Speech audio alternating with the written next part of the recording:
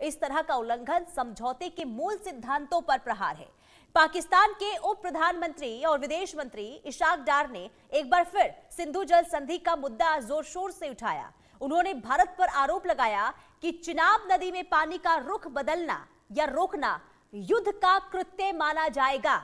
जी हां, ये डार की तरफ से कहा गया। इशाक डार ने आगे कहा कि भारत के आक्रामक कदम दक्षिण एशिया की शांति और स्थिरता के लिए बड़ा खतरा है। भारत ने इस साल अप्रैल में पहलगाम आतंकी हमले के बाद सिंधु जल संधि से हटने का ऐलान किया था और इसके बाद से लगातार पाकिस्तान की ओर से इस पर बयान भी सामने आ रहे हैं। यहां तक कि सिंधु तोड़ने पर युद्ध की गीदड़ भभकी दी जा रही है। पाकिस्तान के नेता ये भभकी लगातार दे रहे हैं। सिंधु जल संधि 1960 में भारत और पाकिस्तान के बीच विश्व बैंक की मध्यस्थता से हुई थी और इस संधि के तहत 3 पूर्वी नदियां जैसे रावी, ब्यास, सतलुज भारत को और 3 पश्चिमी नदियां सिंधु, झेलम, चिनाब मुख्य रूप से पाकिस्तान को आवंटित की गई।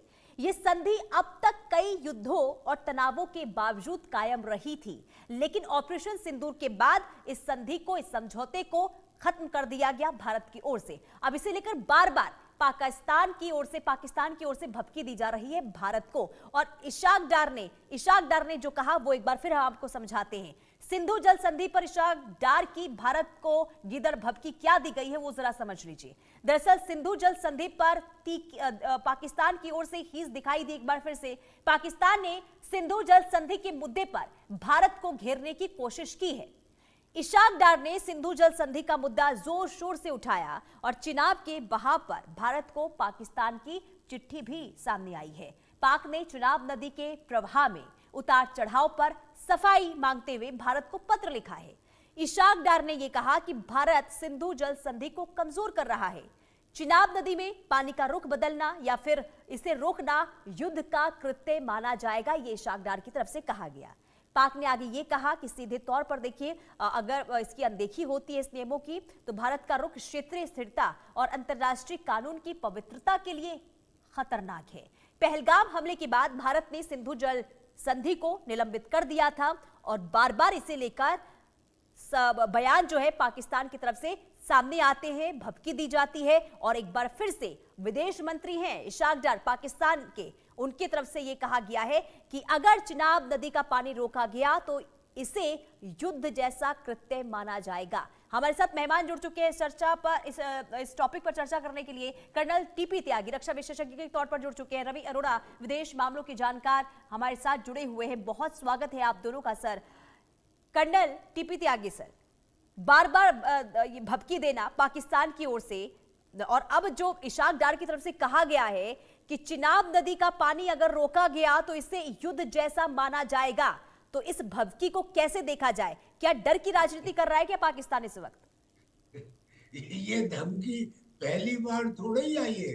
इससे पहले जो बिलावल भुट्टो थे वो भी ये कह रहे थे कि या तो चिनाब में पानी बहेगा या उनका खून बहेगा। काफी दिन हो गए उसे, और अब ये कह रहे हैं कि चिनाब के पानी का अगर रुख मोड़ा गया तो इसको as an act of war समझा जाएगा। देखो, मैं 2-3 बातें यहाँ बताना चाहता हूँ। जब ये 1960 में संधि हुई थी तो उस समय जो गाइडिंग प्रिंसिपल था वो था गुडविल, फ्रेंडशिप एंड कोऑपरेशन। अब गुडविल भी नहीं है पाकिस्तान के साथ, फ्रेंडशिप भी नहीं है पाकिस्तान के साथ, कोऑपरेशन भी नहीं है पाकिस्तान। तो जो ट्रेटीज होती हैं वो दोस्तों में होती हैं, ट्रेटीज दुश्मनों में नहीं होती। तो लिहाजा इस ट्रेटी को तो बहुत पहले खत्म कर देना चाहिए था। उसके 2 कारण और हैं।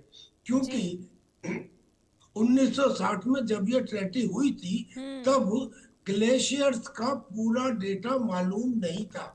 ये तो 21st सेंचुरी में जब आके जो एडवांस सेंसर है सैटेलाइट के, उनसे पता लगा है कि ये संधि ही गलत थी।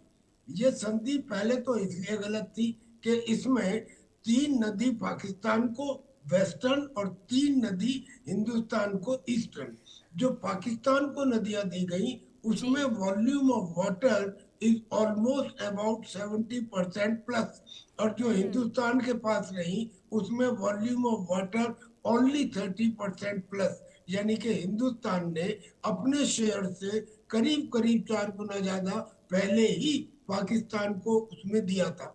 अब दूसरी बात, जी। जब सैटेलाइट तस्वीरों से पता लगा कि पाकिस्तान के जो ग्लेशियर्स हैं, वो पाकिस्तान की नदियों के, वो काराकोरम रेंजेस में है, हाई एल्टीट्यूड में है, करीब करीब 7,000 से ज्यादा ग्लेशियर्स हैं, और हिंदुस्तान के जो ग्लेशियर्स हैं वो कम एल्टीट्यूड पे है और वो हिमालयन रेंजेस पे है।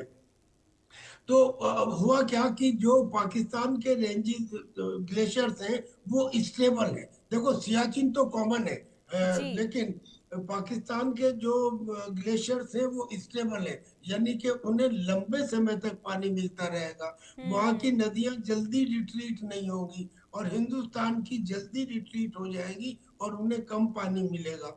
तो ये संधि उस समय के हिसाब से जब की गई थी तब ये इंफॉर्मेशन अवेलेबल नहीं थी, यानी कि ये संधि गलत है।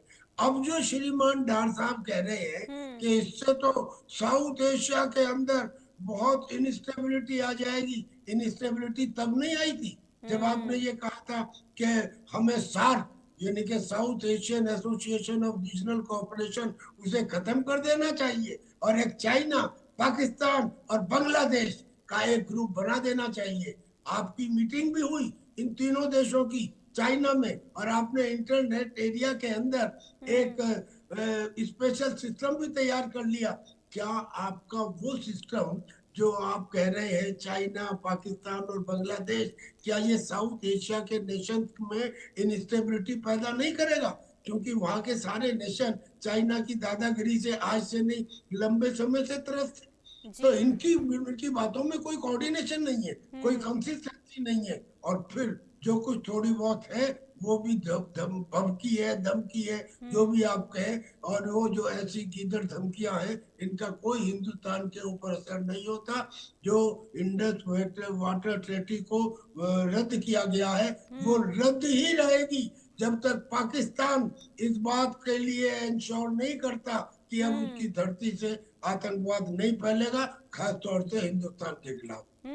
लेकिन ये तो तय है ना सर कि जो स्थिति, जो खलबली अब देखने को मिल रही है पाकिस्तान के अंदर, अब ये साफ है कि इस वक्त पानी के लिए मोहताज है पाकिस्तान, और यही वजह है कि ना सिर्फ इशाक डार की तरफ से ये बयान दिए गए, ये भभकी दी गई है, इससे पहले भी कई नेताओं की तरफ से बयान दिए गए, इसमें बिलावल का नाम भी शामिल है। लेकिन रवि अरोड़ा सर, जो ये जो धमकी दी गई है पाकिस्तान की ओर से, इसे अंतरराष्ट्रीय अगर उस नजरिए से देखा जाए तो क्या इसका असर हो सकता है क्या अंतरराष्ट्रीय समुदायों पर?